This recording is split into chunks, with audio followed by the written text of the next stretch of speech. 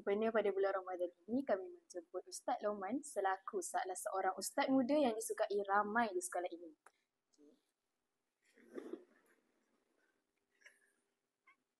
Ustaz, Okey, boleh masuk. Selamat datang Ustaz. Ustaz apa khabar? Alhamdulillah bin khair, sihat alhamdulillah. Cik Iris, host kita pada hari ini. Cik Iris nama dia. Okey, silakan. Okay, terima kasih Ustaz atas kesediaan hadir ke studio digital kami pada hari ini. Sebelum kita memulakan perbincangan kita, boleh Ustaz perkenalkan diri terlebih dahulu kepada kita punya penonton. Okey, baik. Bismillah. Assalamualaikum warahmatullahi wabarakatuh. Salam sejahtera kepada semua penonton, hadirin hadirat, muslimin muslimat, yang non-muslim pun. Okey, baik. Pertamanya, Ustaz nak ucapkan jutaan terima kasih kepada host dan semua penganjur yang sudi buat satu podcast berkaitan dengan Ramadan pada kali ini. Alhamdulillah. Okey, baik. Soalan tadi tanya tentang Ustaz berkait dengan latar belakang. Okey, baik. Alhamdulillah. Untuk tahun ni Ustaz tahun kedua di sekolah menengah ini. Sebelum ni kalau dari sudut belajarnya, kalau di sekolah rendahnya di Kelantan lah. Sekolah menengah pun di Kelantan di Ma'had Tahfiz Al-Quran wal Qiraat Pulau Condong. Di sana Ustaz ambil di sana kami kena belajar banyak subjek-subjek berkait dengan agama. Bayangkan masa form 1 kami kena belajar subjek lebih kurang 20 lebih, yang mana majoritinya bahasa Arab. Sampailah form 4 kami ada CJ Menengah Agama, kemudian SPM, kemudian ada STAM. So dan tak lupa juga di sekolah sana kami kena hafal Quran 30 juzuk. Okay. Maafkan saya, boleh saya tanya, STAM tu subjek macam mana? Okey. STAM tu adalah satu subjek yang kita kena ambil masa tingkatan 6, ataupun singkatan STAM ni adalah CJ Tinggi Agama Malaysia. Dia ada lebih kurang 17 ke 18 subjek yang mana digabungkan Menjadi satu subjek. Menjadi 10 subjek. Bayangkan kami kena semua bahasa Arab. Faham? So result Ustaz pun alhamdulillah daripada 10 tu dapat 8 mumtaz, 2 jaid jiddan. Alhamdulillah. Okey, baik. Itu sahaja. Kita mulakan dengan soalan pertama. Okey, soalan pertama Ustaz. Bagaimanakah Ustaz berjumpa dengan isteri Ustaz buat kali pertama? Okey, baik. Lupa nak sebut tadi, alhamdulillah Ustaz dah kahwin dah. Okey. Walaupun ramai crush kat luar, tapi Ustaz pilih juga isteri Ustaz. Dia crush kepada Ustaz Ustaz ni sebab ramai sangat. Okey, baik. Kami alhamdulillah kenal di UPSI. UPSI tahu? Universiti Pendidikan Sultan Idris. Ataupun kalau geng-geng ni kata yang dah kahwin, Universiti Pertemuan Suami Isteri lah. Okay. So dekat sana Ustaz untuk kos pendidikan Islam, isteri Ustaz kos bahasa Arab. So di sana kami tak couple couple no. Couple Islamik pun tak. Couple Islamik ni Ustaz selalu sebut dekat anak murid Ustaz macam babi Islamik tahu, kalau bahasa kasar, benda haram yang diislamikkan. Okay. So ringkas dia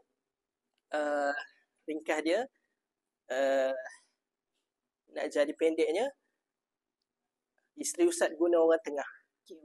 Guna orang tengah bagi tahu isi hati dia kepada Ustaz. Rupanya masa semester 1-2 rupanya isteri Ustaz kenal Ustaz, tapi Ustaz tak kenal dia. Tu Ustaz kata Ustaz ramai crush. Tapi alhamdulillah rezeki isteri Ustaz sekarang pun dah mengajar di Bagan Datuk lah. Okay. So doakan semoga Ustaz dikurniakan rezeki anak solehah, anak soleh yang ramai, kaya insya-Allah dunia akhirat. Amin ya Allah. Kita pada hari ini ialah Malam Lailatul Qadar, yang mana seluruh umat Islam tertunggu-tunggu dengan kehadiran Malam Lailatul Qadar. Saya sendiri pun teruja dengan kehadiran 10 malam terakhir ni. Oleh itu, mari kita kupaskan beberapa soalan tentang Malam Lailatul Qadar. Okay, jom. Okay, apa kebaikan Malam Lailatul Qadar di sebenarnya Ustaz? Okey, baik. Sebelum itu nak kenal dulu ke Malam Lailatul Qadar tu apa? Okey, baik. Alhamdulillah, soalan yang pertama yang ditanyakan oleh host berkait dengan Lailatul Qadar. Kebaikan Malam Lailatul Qadar. Okey, baik. Hadirin sekalian, penonton sekalian, ada satu surah di juzuk 30 yang kebiasaannya kalau kita tanya budak kanak-kanak yang menengah bawah ataupun anak-anak kita yang kecil, kebiasaannya akan ingat surah ni. Itu surah Ikhlas. Al-Qadr. Surah Al-Qadr. Yang mana bunyinya, Bismillahirrahmanirrahim. Inna anzalnahu fi lailatul qadr. Wa ma adraka ma lailatul qadr. Lailatul qadri khairun min alfi syahr. Sampailah akhir. Ayat tu, hadirin sekalian, dia ceritakan secara ringkas main ataupun utamanya apa itu malam Lailatul Qadar. Lailatul Qadar, Lailah dan Qadar adalah dua perkataan bahasa Arab yang dimelayukan supaya orang Islam kita, orang Melayu kita dan semua masyarakat di Malaysia, baik non-Muslim, Cina, India semua, kebiasaannya memang akan dengar perkara itu, malam Lailatul Qadar. Lailah adalah malam, mana Qadar adalah kemuliaan. Ataupun kalau kita gabungkan adalah sebuah malam yang penuh dengan kemuliaan. Daripada ayat yang Ustaz baca tadi, daripada surah Al-Qadr, malam Lailatul Qadar, Allah sebut apa itu malam Lailatul Qadar. Wa ma adraka ma Lailatul Qadr. Lailatul Qadr ni adalah satu malam yang ada dalam satu tahun di bulan Ramadan sahaja, satu malam sahaja, dan malam tersebut lebih baik daripada 1000 bulan. Maksudnya malam tu kita tak tahu bila. Yes, betul, tak tahu bila. So kalau kita convertkan dengan umur kita, Iris sekarang umur berapa? Saya minta maaf tanya. Ikut tahun ke ikut lahir? Masya Allah, ikut yang kebiasaan sekarang? Okay, 15. So 15 tahun, Ustaz tak sampai 30 lagi lah. Rahsia, okay? So umur kita ni, kita tak tahu kita meninggal bila. Mungkin Iris meninggal dulu, baru Ustaz ke? Kita tak tahu. Tapi kelebihan yang Allah bagi kepada umat Nabi Muhammad sallallahu alaihi wasallam itu malam Lailatul Qadar, yang mana kalau kita convertkan 1000 bulan kepada tahun, 1000 bahagi dengan 12, kita lebih kurang akan dapat 83 tahun. Bayangkan kalau kita buat pada malam Lailatul Qadar dan Allah terima amalan tersebut, seumpama kita buat satu amalan ibadat 83 tahun. Masya-Allah. Itu pun kita tak tahu umur kita sekarang.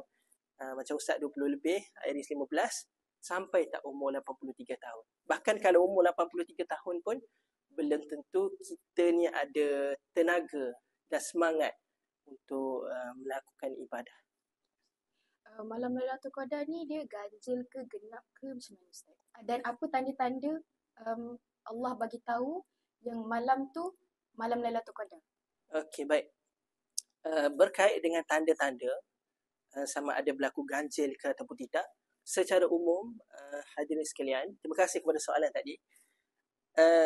Kebiasaannya malam Lailatul Qadar berlaku pada 10 malam terakhir di bulan Ramadan. Ganjil, kebanyakan yang Ustaz baca, kebanyakan daripada para ulama dan juga para salafus salih mengatakan kebanyakan berlaku di malam ganjil.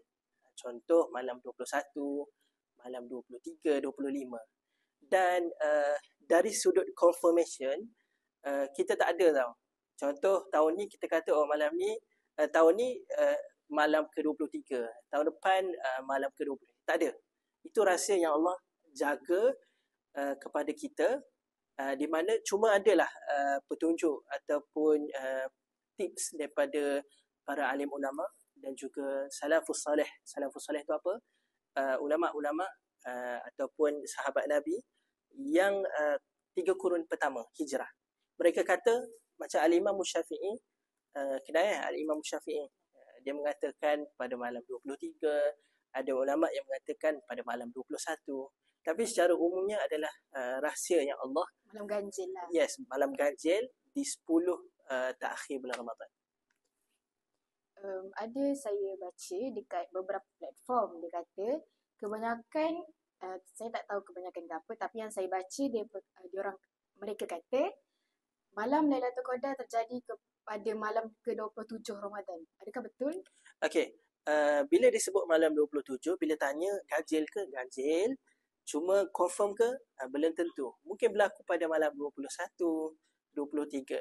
Tapi saudari Iris, bila masuk je malam terakhir 10 Ramadan, bila rahsia, maka kita kena usahakan tiap-tiap hari.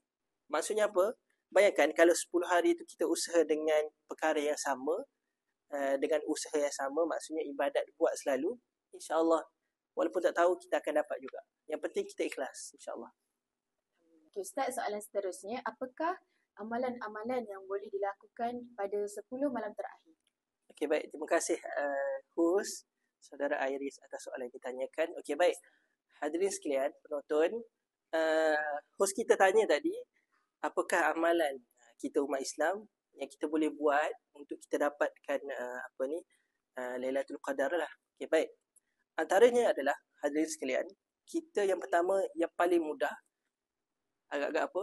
Doa lah. Doa ni, dekat-dekat mana pun boleh, tak ada wuduk, tak semestinya dekat masjid, dalam hati pun boleh, bahasa Melayu pun boleh, tak semestinya bahasa Arab. Doanya adalah, antaranya adalah, kalau pandai bahasa Arab, bahasa Arab. Kalau tak pandai bahasa Melayu pun boleh. Antara doanya adalah doa yang diajarkan oleh baginda Nabi sallallahu alaihi wasallam kepada isteri baginda yang Nabi sangat sayang, itu Aisyah radhiyallahu anha. Nabi ajar satu doa pendek je. Mungkin kita semua pernah dengar, iaitu doa berbunyi Allahumma innaka afu tuhibbu afwa fa'fu anni. Sekali Ustaz ulang. Allahumma innaka afun tuhibbu afwa fa'fu anni. Maksudnya apa? Kalau kita tak tahu, wahai Allah, sesungguhnya engkau maha pengampun, suka kepada keampunan, maka ampunlah kami. Okey? Ataupun tak ingat juga itu, doa sahaja semoga Allah Subhanahu Wa Taala ampunkan dosa kita. Itu yang pertama. Yang kedua adalah kita kena jaga amalan wajib. Maksudnya apa? Solat Isyak wajib kan? Kita tak boleh tinggal. Kalau boleh, kita solat berjemaah. Dekat rumah boleh? Boleh. Yang paling terbaik adalah dekat mana? Masjid. Dekat masjid, ya. Sebab kalau kita buat solat berjemaah di berjemaah, tak kira masjid ke rumah ke, Nabi sebut dalam hadis lain, seumpama kita lakukan ibadat sepanjang malam. Okay? Amalan wajib lah. Benda-benda perkara wajib, kalau boleh tak buat dosa. Dan tambahkan amalan sunat. Sebagai contoh amalan sunat, banyakkan baca Al-Quran. Kemudian pada malam itu, tarawih jangan tinggal. Bila nak tidur, bangun daripada tidur 2/3 malam, bangun untuk kita buat apa? Solat tahajud. Bangunkan qiyamul lail. Solat tahajud, solat taubat semua. Adakah satu hari sahaja di 10 malam terakhir? Kalau boleh, 10 malam terakhir itu, setiap malam di 10 malam terakhir, kita usahakan buat perkara sama dan usaha untuk tak tinggalkan perkara yang Ustaz sebut tadi. InsyaAllah, saya yakin dan percaya, kita akan dapat juga. Yang penting kita ikhlas. Allah akan bagi juga kepada Allah pilih kita. Dan Allah gerakkan kita, sama ada kita ni layak ataupun tidak, untuk mendapatkan Lailatul Qadar. Tapi, kena usaha dan ikhlas. Itu sahaja. Jutaan terima kasih Ustaz sebab sudi menjawab soalan-soalan yang sering bermain di minda kami. Dengan adanya respon Ustaz sebentar tadi, diharapkan semua penonton memahami dengan jelas tentang malam Lailatul Qadar. Terima kasih Ustaz. Sama-sama.